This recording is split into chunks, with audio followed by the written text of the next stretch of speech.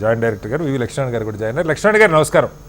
నమస్తే అండి శ్రీనివాస్. లక్ష్మణ్ గారు, మీకు పూర్తిగా అనుభవం ఉంది, జాతీయ స్థాయిలో పనిచేశారు. ఇప్పుడు అనేక హై కమిషనరేట్ ఆఫీసులు కానివ్వండి, ఎంబసీలు కానీ మనకి ఢిల్లీలో ఉంటాయి. అందులో వాళ్ళు ఆ నేషనల్స్ ఉంటారు, కొంత వాళ్ళకి సపోర్టింగ్ స్టాఫ్ మన వాళ్ళు ఉంటారు. ఇదంతా ఇప్పుడు వినోద్ గారు చెప్పారు. అయితే అసలు వాళ్ళ మీద నిఘా, వాళ్ళు మిగతా ప్రజలతో అధికారిక కార్యక్రమాలకు హాజరు కావటం, వాళ్ళ రెగ్యులర్ అఫీషియల్ ఫంక్షన్స్ కాకుండా, యాక్టివిటీస్ కాకుండా, ఈ హనీ ట్రాప్ అనుకోండి, లేదు ప్రజలతో సంబంధాలు పెట్టుకోవడం అనుకోండి, అసలు అంటే వాళ్ళని కలవటానికి సాధారణమైన వాళ్ళకి యాక్సెస్ ఉంటుందా? వాళ్ళు సాధారణ ప్రజల్ని ఎక్కడికంటే అక్కడికి వచ్చి కలవచ్చా? దీన్ని అసలు ప్రభుత్వాలు ఎలా మానిటర్ చేయగలుగుతాయి, ఎలా స్పై చేసి సమాచారం సేకరించగలుగుతాయి? ముఖ్యంగా అండి పెద్దలు వినోద్ కుమార్ గారికి, మిత్రులు విఠల్ గారికి నమస్కారం. నమస్తే సార్. ఆ తర్వాత ముఖ్యంగా మనం చూడాల్సిన అంశం ఏంటంటే, ఇంటెలిజెన్స్ అన్నది చాలా ఒక ఇంపార్టెంట్ అయిన విభాగం మనకి. అంటే ప్రజల మీద నిఘా పెట్టడం. అంటే ఈ నిఘా సంస్థల యొక్క ప్రధానమైన ఉద్దేశం ఏంటంటే, భారతదేశంలో ఏం జరుగుతోంది అన్న దాని మీద వారు ఇన్ఫర్మేషన్, తర్వాత పాశ్చాత్య దేశాల్లో ఏం జరుగుతోంది అన్నది కూడా నిఘా పెట్టే విభాగాలు ఉంటాయి. ఇంతకు ముందు వారు చెప్పినట్టు మన రీసెర్చ్ అండ్ అనాలిసిస్ వింగ్ ఉంది, R&A. అంటే అదేంటంటే ముఖ్యంగా భారతదేశానికి వెలుపల ఏ విధమైన చర్యలు జరుగుతున్నాయి, అక్కడ ఉన్న సమాచారం, అక్కడ ఉన్న సమాచారాన్ని మనం ఏ విధంగా సేకరించాలి, ఇవన్నీ కూడా ఆ విభాగం యొక్క ముఖ్య ఉద్దేశం. ఆ తర్వాత భారతదేశంలోకి వస్తే ఇంటెలిజెన్స్ బ్యూరో అని ఉంటుంది, IB. అది మొత్తం దేశవ్యాప్తంగా కూడా వ్యాపించి ఉంటుంది, సెంట్రల్ గవర్నమెంట్ కింద. సో వారు తర్వాత మన రాష్ట్రానికి వచ్చేసరికి ఇంటెలిజెన్స్ విభాగాలు ఉంటాయి అన్నమాట, స్టేట్ ఇంటెలిజెన్స్ అంటాం అన్నమాట, స్టేట్ ఇంటెలిజెన్స్. ఆ తర్వాత వచ్చేసి పోలీస్ స్టేషన్ లెవెల్లో, జిల్లా లెవెల్లో, పోలీస్ స్టేషన్ లెవెల్లో కూడా ఇండివిజువల్ ఇంటెలిజెన్స్ విభాగాలు ఉంటాయి. అంటే IB వాళ్ళు విడిగా చేస్తుంటారు, తర్వాత స్టేట్ ఇంటెలిజెన్స్ విడిగా ఉంటుంది. సో ఈ విధంగా అనేక సంస్థలు ఏవైతే ఉన్నాయో వాళ్ళ స్థాయిలో ఇంటెలిజెన్స్ అన్నది కలెక్ట్ చేస్తూ ఇన్ఫర్మేషన్ ఇచ్చుకుంటూ ఉంటారు. దీని యొక్క ప్రధానమైన ఉద్దేశం ఏంటంటే, భారతదేశంలో ఉన్నవారు ఎవరైనా విదేశీయులకు మనం మద్దతు తెలుపుతున్నామా, లేకుంటే ఇక్కడ ఏవైనా టెర్రరిస్ట్ ఆర్గనైజేషన్ కు సంబంధించిన సింపథైజర్స్ గానీ, స్లీపర్ సెల్స్ గానీ యాక్టివిటీస్ ఇక్కడ ఏవైనా ఉన్నాయా, ఇటువంటివన్నీ కూడా వీళ్ళు కలెక్ట్ చేస్తుంటారు అనమాట.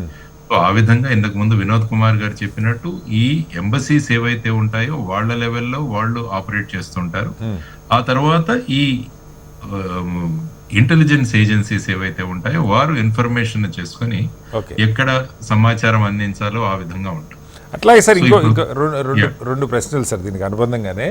ఇప్పుడు మనకి ఈ పెగాసస్, ఈ గందరగోళం సరే దాన్ని పక్కకు పెడితే, ఇప్పుడు ఈ డిప్లొమాట్స్ అక్కడ ఉండేవాళ్ళు కానీ, అందులో కొంతమంది భారతీయులు కూడా పనిచేస్తుంటారంటారు. వాళ్ళని ఎట్లా అంటే, మన ప్రభుత్వం ఎవరినైతే అనుమతిస్తుందో వాళ్ళని రిక్రూట్ చేసుకోవాలా, లేదా వాళ్ళ ఇష్టం వచ్చిన వాళ్ళని రిక్రూట్ చేసుకోవచ్చా, వాళ్ళు వీళ్ళతో కొల్లుడు అయిపోరని మనకి ఎట్లా గ్యారంటీ?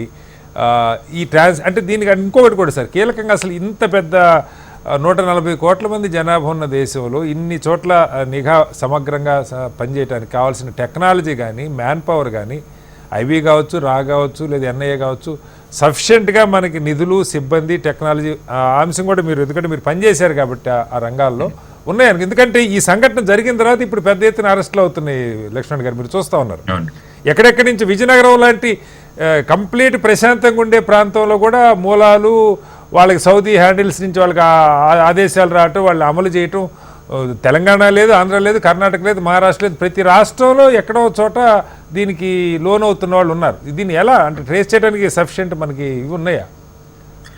ఇంతకుముందు ఎలా ఉందంటే, టెక్నాలజీ రాకముందు ఒకరి నుంచి ఒకరు సమాచారం అందజేసుకోవడానికి కురియర్స్ ఉండేవారు. అంటే ఒక ప్రాంతంలో ఒక ఇన్ఫర్మేషన్ ఎవరికైనా అక్కడ నుంచి బయలుదేరి ఆ ఇన్ఫర్మేషన్ తీసుకుని ఒక కోడెడ్ మెసేజ్ తీసుకుని ఇక్కడికి వచ్చి వీళ్ళకి డెలివరీ చేయడం జరిగేది. కానీ క్రమక్రమంగా ఏంటంటే టెక్నాలజీ పెరిగిపోయే కొద్దీ ప్రతి ఒక్కరు కూడా ఈ డిజిటల్ తర్వాత ఎలక్ట్రానిక్ గ్యాడ్జెట్స్ వాడడం మొదలుపెట్టారు. అప్పుడు ఏమైందంటే ఇంటెలిజెన్స్ కలెక్షన్ ఇటువంటి వాళ్ళ మీద మనము ఐడెంటిఫై చేయడం సులభమైంది. అంటే ఎవరితో మాట్లాడుతున్నారు, ఇటువంటివన్నీ కూడా మనకు సులభతరమైంది. ఎందుకంటే ప్రతి ఒక్కరు కూడా అంత సీక్రెసీ మెయింటైన్ చేయడం లేదు ఈ మధ్య. తర్వాత వచ్చేసి ఈ మనకు ఎంబెడెడ్ టెక్నాలజీస్ వచ్చాయి, తర్వాత ఇవన్నీ కూడా ఇవి కోడెడ్ లాంగ్వేజ్ లో వెళ్తాయి, ఇవన్నీ కూడా మనకు ఉన్నాయి. ఓకే దాంతో ఏంటంటే జనాలు వీటిని ఓపెన్ గా వాడడం ఉపయోగించారు. ఓకే సో దానితో వీటిని ఇంటర్సెప్ట్ చేసి ఏ విధంగా ఈ మెసేజెస్ ని మనం ఇంటర్సెప్ట్ Decode చేయొచ్చు అన్నది కూడా డీకోడ్ చేయడము ఇలాంటివన్నీ కూడా జరుగుతుంటాయి. ఓకే అందుకనే మీరు అన్నారు ఇప్పుడు విజయనగరంలో ఉన్న వ్యక్తి తర్వాత హైదరాబాద్ లో పనిచేస్తున్న ఇంకొకరు వీరిద్దరూ కలిసి ఈ కెమికల్స్ ఇవన్నీ వాడి ఎక్కడో ఒక చోట దాడులు చేయాలని చెప్పేసి ఒకటి ఊహించారని చెప్పేసి వస్తుంది. కాబట్టి ఏంటంటే ఈ టెలిఫోన్ లింకేజెస్ వీటి వల్ల ఏంటంటే ప్రస్తుతం మనకు ఆ విధమైన టెక్నాలజీ గనక మన దగ్గర ఉంటే వీటిని ఇంటర్సెప్ట్ చేయడం ఈజీ అవుతుంది. సో అందుకనే వీళ్ళంతా కూడా పట్టుపడుతున్నారు ఈ మధ్య అంటే ఒకటి సార్, ఒక్కడు దొరికితే తీగ దొరికితే డొంక లాగటం తేలిక, కానీ ఆ ఫస్ట్ పర్సన్ దొరకటం అన్నది ఎలా? ఇప్పుడు మీరు విజయనగరంలో దొరికితే ఇక వన్స్ ఆయన ఫోన్ పట్టుకుంటారు, ఆయనకి ఎవరెవరితో కాంటాక్ట్, ఇదంతా ప్రాసెస్. అసలు ఆ ఫస్ట్ పర్సన్ ఐడెంటిఫై చేయటం, ఐసోలేట్గా రకరకాల చిన్న చిన్న గ్రూప్స్గా ఉంటే, ఇప్పుడు వీళ్ళు 6 కలిసి ఒక సోషల్ మీడియా గ్రూప్ పెట్టుకున్నారు లక్ష్మణ్ గారు, మీరు చూశారు. మహారాష్ట్ర వాళ్ళు, కర్ణాటక వాళ్ళు 6 కలిసి ఒక ఆల్ హిందూ ఇత్తేహదాల్ ముసల్మీన్ గ్రూప్ అని పెట్టుకున్నారు. వాళ్ళు బాంబులు తయారు చేయటం యూట్యూబ్లో చూసుకున్నారు, కావాల్సిన మెటీరియల్ ప్రొక్యూర్ చేసుకున్నారు. రంపచోడవరం దగ్గర ఎక్కడో ట్రయల్ కూడా చూశారంట. సో కొంచెం అయితే ఎక్కడ వాళ్ళు నిజంగా జనావాసాల్లో పెట్టేటువంటి పరిస్థితి. సో ఇలాంటి గ్రూపులు ఐడెంటిఫై చేయడానికి మనం ఎలా ముందుకెళ్తాం? సాధారణంగా ఏంటంటే ఇంటెలిజెన్స్ కలెక్ట్ చేసే వాళ్ళందరూ కూడా వాళ్ళ సోర్సెస్ ని వాళ్ళు డెవలప్ చేసుకుంటారు. ఓకే, అంటే ఈ ప్రాంతంలో కొంతమంది సోర్సెస్ ఉంటారు కాబట్టి ఎవరైనా అనుమానాస్పద పరిస్థితుల్లో ఉన్న వ్యక్తులు కానీ వాళ్ళ మూమెంట్స్ కానీ ఇలాంటివి కనిపిస్తే వెంటనే వాళ్ళు ఈ సోర్సెస్ వాళ్ళ హ్యాండ్లర్ కి ఇన్ఫర్మేషన్ ఇస్తారు. ఓకే ఓకే సో ఆ ఇన్ఫర్మేషన్ వచ్చిన తర్వాత ఈ హ్యాండ్లర్స్ ఏదైతే ఇన్ఫర్మేషన్ వచ్చిందో దాన్ని అనలైజ్ చేసి ఓకే తర్వాత ఆ వ్యక్తి యొక్క ఫోన్ డీటెయిల్స్ కావచ్చు, లేకుంటే కాల్ డీటెయిల్స్ కావచ్చు, తర్వాత అతని ఫేస్బుక్లు కావచ్చు. ఈ మధ్య ప్రతి ఒక్కరు కూడా సోషల్ మీడియాలో విపరీతంగా ఉన్నాయి కాబట్టి ఇవన్నీ కూడా వాటిలలో అనలైజ్ చేసి ఈ వ్యక్తి యొక్క సైకాలజీ ఏంటి, ఈ వ్యక్తి ఎవరితో కాంటాక్ట్ చేస్తున్నాడు, ఇవన్నీ కూడా కలెక్ట్ చేస్తారనమాట. దీన్నే మనం కౌంటర్ ఇంటెలిజెన్స్ అంటాము. తర్వాత వచ్చేసి ఆక్టోపస్ లాంటి సంస్థలు ఉన్నాయి మన దగ్గర, నేషనల్ ఇన్వెస్టిగేటింగ్ ఏజెన్సీస్ ఉన్నాయి, ఈ విధంగా NIA.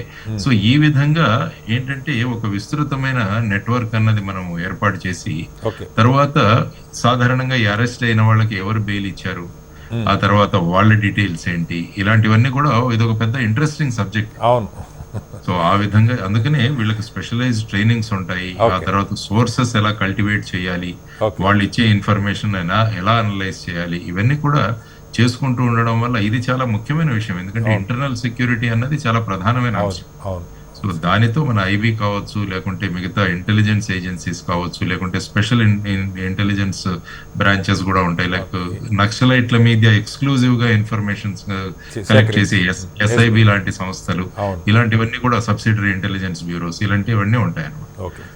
ఆ విధంగా ఈ మ్యాన్ పవర్ తోను టెక్నాలజీతోను కలిసి ఈ విషయాలను కలెక్ట్ చేసే వ్యవస్థలు చాలా చోట్ల ఉన్నాయండి.